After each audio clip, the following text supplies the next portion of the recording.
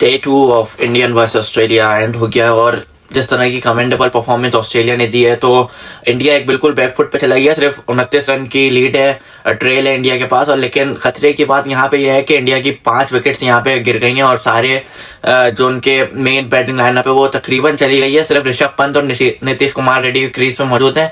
लेकिन हमें ये भी मालूम है कि वो दोनों किस कैलिबर के प्लेयर हैं। वो अगर जिस तरह के वो क्रिकेट खेलते हैं तो वो किसी भी मोमेंट पे टीम ऑपोजिशन से मैच लेके जा सकते हैं। तो सारा गेम कल कॉन्फिडेंस पे होगा। लेकिन आज जिस तरह की क्रिकेट हुई है, ऑस्ट्रेलिया ने सुबह से लेकर बिल्कुल रात तक इंडिया को डोमिनेट करा है और कंप्लीटली थ्रैश कर दिया। उनको अब कुछ बचा नहीं है ज्यादा। मेरे ख्याल से मुश्किल भी 100 रन का टारगेट मिलेगा अगर नीचे टेलएंडर्स की तरफ से कैमियो नहीं लगे और ऑस्ट्रेलिया ने खराब बॉलिंग नहीं करी, और वो ऑस्ट्रेलिया इजीली चेस कर सकता है। तो शुरू से बात करते हैं कि मैच में हुआ क्या। अगर हम पहले 1 से 1.5 घंटे की बात करें तो इंडिया ने बहुत अच्छी बॉलिंग की, उसमें प्रेशर भी मेंटेन करके रखा, रन फ्लो भी रोका एंड विकेट्स भी ली। बल्कि इंडिया ने नहीं, जसप्रीत बुमराह ने ऐसी बॉलिंग की जिसमें रन भी रुके, विकेट्स भी आई, सब कुछ हुआ। तो अनफॉर्चुनेट सी बात यह है कि इंडिया ऐसा ही लग रहा है कि वन पेसर पे मैच खेले जा रहा है। पिछला मैच भी जसप्रीत ने जितवाया था और इस वाले मैच में भी वही बात लग रही है। बिकॉज सिराज ने कहने को तो 4 विकेट लिए हैं, लेकिन वो विकेट्स कब आई हैं, किस टाइम पे आई हैं, वो ज्यादा मैटर करता है। अगर ये 4 विकेट्स ऊपर लेते हैं तो ऑस्ट्रेलिया की जो लीड 150 रन की लग गई 157 रन की, वो कम होके शायद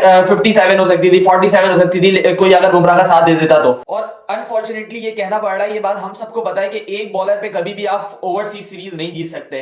2018 की भी बात करें तो वहां पे ईशांत शर्मा ने जिस तरीके से सपोर्ट किया था वाज अमेजिंग। फिर 2021 की बात करें तो इनका हर बॉलर आके आउट कर रहा था, भले वो डेब्यूटन हो या जो भी हो। सिराज ने भी उस सीरीज में बहुत इंप्रेसिव बॉलिंग की थी। लेकिन इस सीरीज में अपने पहले मैच में भी देखा जसप्रीत बुमराह ने तने तना मैच को किस तरीके से पलटा, थोड़ी बैटिंग दी थी सिराज ने। आज भी वही हुआ, जसप्रीत बुमराह ने सब कुछ किया, सिराज ने आखिर में आके जो हलवा रह गया था वो खा गए वो। लेकिन जो मेहनत हुई बनाने वाली, हलवा जो बनाने की मेहनत की थी वो तो जसप्रीत ने की थी। अनफॉर्चुनेटली उनका कोई साथ भी नहीं दे रहा है। भले विकेट ना ले, लेकिन अगर एक एंड से रन भी रोके तो जसप्रीत को डोमिनेट करने का मौका मिल सकता है, लेकिन वो हो ही नहीं रहा है। नीतीश राणा ने जैसे रन दिए, नीतीश राणा बोल रहा हूँ, आपके हर्षित राणा ने जैसे रन दिए, वो तो 6 की इकोनॉमी से ऊपर जा रहे थे, 5 साढ़े 5 की इकोनॉमी से रन दिए उन्होंने। और बिल्कुल ही वेवर्ड बॉलिंग, बिल्कुल ही ऐसा लग रहा था कि बिल्कुल T20 क्रिकेट जैसी बॉलिंग हो रही है। वहां पे स्लो बॉल ट्राई कर रहे थे, एक लाइन पे स्ट्रिक नहीं हो रहे थे। आप जब तक आप टेस्ट क्रिकेट में एक लाइन पे स्ट्रिक नहीं होते, आपके लिए बहुत मुश्किल हो जाती है टेस्ट क्रिकेट में सर्वाइव करना। और जो वो ट्रेविस हेड ने फिर फेटा जो लगाया वो तो फिर हम सबने देखा, उसका नाम जो है वो ट्रेविस हेड नहीं ट्रेविस हेडेक हो गया है इंडिया में। जिस तरीके से वो इंडिया के पीछे पड़ गया हाथ धो के,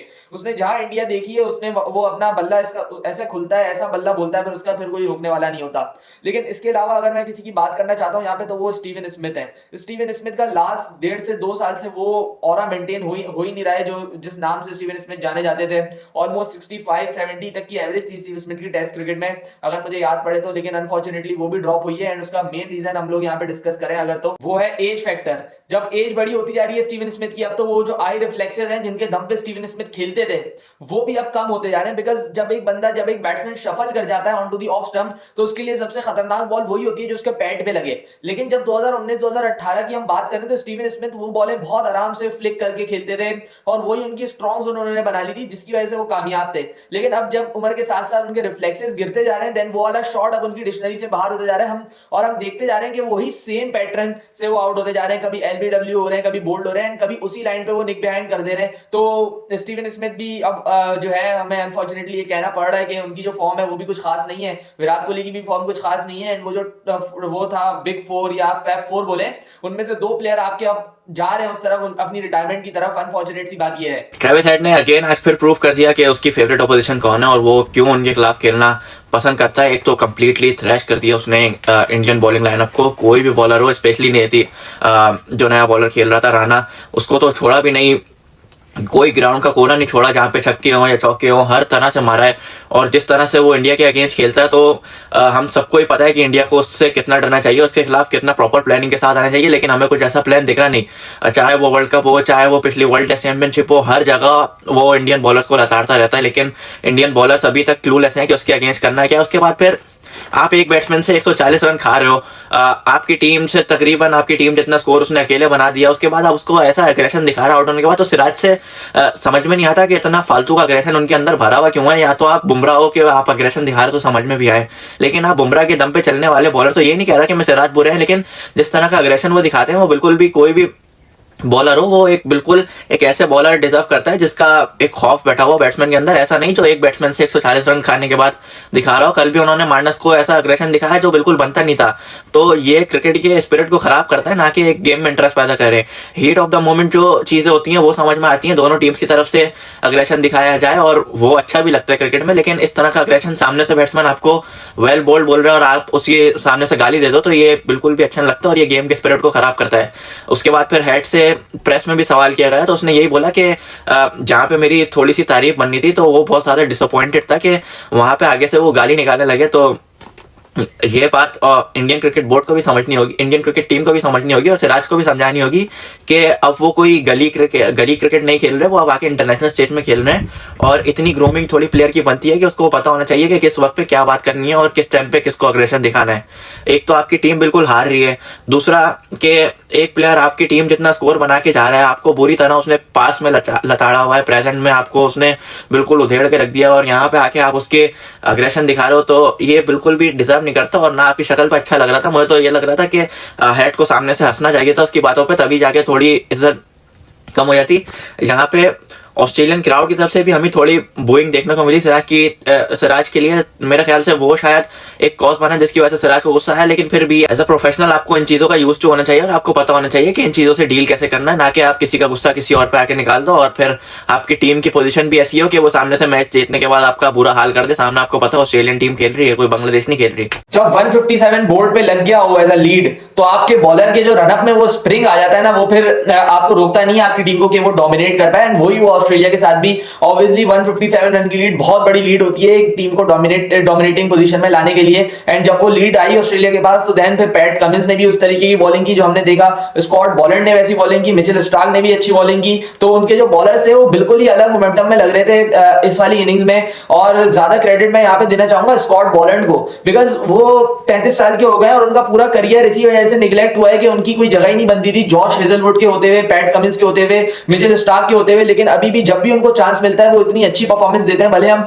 WTC फाइनल ले लें, वहां पे भी उन्होंने बहुत बड़ी बड़ी विकेट्स ली थी और आज भी, और पहली इनिंग्स में भी जिस तरीके की उन्होंने बॉलिंग की, length line, tappa, out swing, in swing, बहुत जबरदस्त। स्कॉट बॉलैंड की बॉलिंग देखने में बहुत मजा आता है और स्पेशली जो सीम बॉलर है वो अपनी स्किल में बहुत माहिर है और एक ही टप्पे से जो इन स्विंग भी करते हैं, आउट स्विंग भी करते हैं। जिस तरीके से विराट को आउट किया या जायसवाल को आउट किया पहली बॉल पे अपने स्पेल के, तो यही बात है। जिस तरीके की बॉलर जॉश हेजलवुड है, उसी तरीके के बिल्कुल मैं समझता हूं कि रेप्लिका है जॉश हेजलवुड का स्कॉट बॉलैंड। लेकिन अनफॉर्चुनेट ये है कि वो निगलेक्ट होते गए। जब इतनी बड़े बड़े नाम हो आपकी टीम में तो खेलना और जगह बनाना वैसे ही बहुत मुश्किल हो जाता है इस टीम में। तो स्कॉट बॉलैंड की जितनी तारीफ की जाए कम है। और स्टार्क के लिए तो एक ही वर्ड है कि legend is always a legend. आप उसको चेंज नहीं कर सकते। जितना बड़ा नाम स्टार्क है, भले आप उसमें 10 बातें लगाओ या 100 बातें, उसने कमबैक जब करना है तो फिर वो किसी टीम को हिलने नहीं देगा।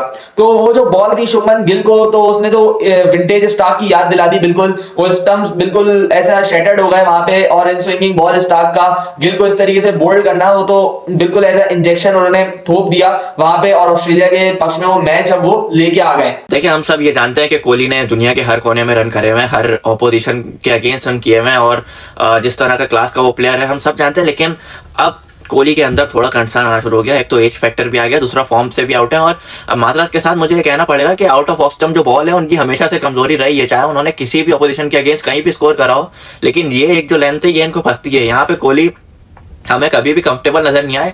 हालांकि कवर ड्राइव उनका सबसे फेमस शॉट माना जाता है, लेकिन वही शॉट है जहां जिसको खेलते हैं वो सबसे ज्यादा डिसमिस होते हैं और वो बॉल वो सही से रीड नहीं कर पाते हैं। तो यहाँ पे ये प्रॉब्लम कोहली को भी फिक्स करनी पड़ेगी, क्योंकि अभी उनका करियर खत्म नहीं हुआ, उनका गोल बहुत बड़ा होना है। और कोहली जब तक इस बात को एड्रेस नहीं करेंगे तो उनके भी आगे जो करियर है वो फिक्स नहीं हो पाएगा, क्योंकि आगे क्रिकेट अब बहुत फास्ट हो गई है और हर टीम जो है वो टेक्निकल एनालिसिस करके आती है एक प्लेयर के अगेंस्ट। तो कोहली का बहुत सिंपल हो गया कि इसको यहाँ बॉल डालो वो फंस जाएगा, और अब एक और नई कमजोरी पकड़ ली है कि यहाँ से वो बॉल खेलते हुए फंसेगा। तो कोहली को इस बात पे गौर करना होगा। और यहाँ पे एक बात मैं इंडियन बॉलर्स के लिए भी करना चाहूंगा कि ऑस्ट्रेलिया की लेंथ को उनको जज करना होगा, क्योंकि इंडियन बॉलर्स ने जिस तरह की बॉलिंग करी है वो बिल्कुल ही एक खराब लेंथ थी। ऑस्ट्रेलिया ने कुछ ज्यादा नहीं करा, सिर्फ जगह पे बॉलिंग करी, बॉल खुद से मूवमेंट कर रहा था। तो इस बॉल पे इतना कुछ आपको करना नहीं पड़ता, बॉल खुद से मूवमेंट करेगा। और वही रीजन बना कोहली का कि एकदम बॉल पड़ के पिंक बॉल एक तो स्किड होता है, तो वो बॉल जब स्किड हुआ और उसकी थोड़ी सी साइड पे मूवमेंट हुई तो कोहली वहां पे फंस गए। तो कोहली के लिए भी एक कंसर्निंग पॉइंट हो गया, क्योंकि उनके पीछे बहुत ज्यादा बैकअप्स लग गए हैं और सरफराज खान जैसे प्लेयर मौजूद हैं स्क्वाड में और उनकी जगह नहीं बन पा रही, तो यहाँ पे अगर कोहली को टीम में रहना है तो जरूर कुछ ना कुछ करना होगा क्योंकि हमें पता है भारतीय मीडिया का जो हाल है वो तो अभी से ही शुरू हो गए हैं कि रोहित शर्मा टीम में क्यों वापसी आए और कोहली क्यों टीम में खेल रहे हैं जबकि हमारे पास इतना टैलेंट मौजूद है। तो एक एक मैच की बात होती है, ये मीडिया जो है ये शोर मचाना शुरू कर देता है। तो इस चीज से कोप अप करने के लिए हम जानते हैं कोहली कितना बड़ा प्लेयर है, वो कमबैक कर सकता है, लेकिन यहाँ पे कोहली की फॉर्म बहुत ज्यादा कंसर्निंग है और अगर इसी तरह कोहली खेलते रहे तो उनको आगे शायद रेस्ट भी करना पड़े और किसी यंगस्टर को खेलना पड़े उनकी जगह। अब अगर इस वक्त मैं मैच की बात करूं तो रोहित शर्मा भी आउट हो चुके हैं, विराट कोहली भी आउट हो चुके हैं, India is 35 to 40 run I think trailing इस वक्त भी, और ऋषभ पंत और नीतीश कुमार रेड्डी दोनों इस वक्त क्रीज में मौजूद हैं। और कहना ये पड़ेगा कि नीतीश कुमार रेड्डी और ऋषभ पंत दोनों के दोनों काउंटर अटैकिंग अप्रोच वाले बैट्समैन है, अपनी शॉट्स खेलते हैं, घबराते किसी से भी नहीं है। तो आई थिंक ये एक एडवांटेज भी हो सकता है उनके लिए कल के दिन और एक डिसएडवांटेज भी हो सकता है, बिकॉज इंडिया अब इस स्टेज पे आ गया है कि वो अब जल्द विकेट लूज करने की किसी पोजीशन में नहीं है। अगर ऋषभ पंत या नीतीश कुमार रेड्डी दोनों लीड से पहले आउट हो जाते हैं देन आई डोंट थिंक 100 से या 50 रन से ऊपर कोई टारगेट दे पाएगा इंडिया। एंड यहाँ पे ऑस्ट्रेलिया ने आई थिंक बहुत हद तक मैच अपने पक्ष में कर लिया है, बिकॉज जिस तरीके की बॉलिंग भी की उन्होंने और बैटिंग ट्रेविस हेड ने तो बिल्कुल ही खत्म कर दिया वहां पे मैच जब उन्होंने 140 रन मारे। और फिर यहाँ पे मुश्किल है बहुत इंडिया का कमबैक करना, जैसे हम लोग बात कर रहे हैं अभी। इंडिया को सबसे पहले तो एटलीस्ट 200 रन इस वक्त से ऐड करने पड़ेंगे, अगर 200 ऐड करते हैं तो वही टारगेट 170 180 का होगा। एंड वो फिर आपको अकेला बुमराह नहीं जिता सकता मैच, आप सिराज को भी स्टैंड करना पड़ेगा, नीतीश कुमार रेड्डी अगर बॉलिंग करते हैं उनको भी स्टैंड करना पड़ेगा और राणा को भी स्टैंड करना पड़ेगा। तो ये बात समझनी पड़ेगी कि बुमराह अकेला 180 या 150 वाला टारगेट डिफेंड नहीं कर सकता। अगर आपको इंडिया को मैच में आना है तो सारे बॉलर्स को एज अ यूनिट परफॉर्म करना पड़ेगा इधर। लेकिन बात यही है कि बहुत मुश्किल सा सिनेरियो है अभी, बिकॉज बैट्समैन को बहुत काम करना पड़ेगा इसके लिए। और अनफॉर्चुनेटली ये बात है कि Nitish Kumar Reddy with an experience of 2 games only, तो ये बहुत मुश्किल है अभी। लेकिन हमें किसी कैपेबिलिटीज पे डाउट नहीं है, जो जो हो सकता है एक पॉसिबिलिटी है कि इंडिया अगर यहाँ से अच्छी पार्टनरशिप लगाए, एक सॉलिड टोटल का target they, and I think ये 150 अगर इंडिया करता है इस पोजीशन से, अगर 150 करता है देन मैच ऑन है। बिकॉज हमें पता है कि अगर इस पोजीशन से भी कोई टीम बैटिंग करती है तो मोमेंटम ऑब्वियसली उसके पास जाता है, लेकिन ये बहुत मुश्किल टास्क होगा against the likes of Mitchell Starc, Pat Cummins and Scott Boland. So let's see, hope करते हैं कि कुछ फाइट या कुछ रेजिस्टेंस देखने को मिल जाए हमें इंडिया की जानिब से, वरना तो हम लोग इस नताइज पे पहुंच चुके हैं कि ये जो सीरीज है ये 1-1 से लेवल है। एंड जो नेक्स्ट टेस्ट है 14 तारीख को वो देन बहुत मजा आने वाला है उसमें, और सीरीज का जो बिल्डअप हो रहा है with the aggression with the fight going on वो बहुत जबरदस्त हो रहा है। सो ये सीरीज जो है ये एक अलग लेवल पे जाती जा रही है अब, जो हम लोग देखना चाह रहे हैं एक्चुअली। तो देखते हैं कल क्या होता है, कल के पोस्ट मैच के साथ मिलते हैं। Then thank you very much, अल्लाह हाफिज।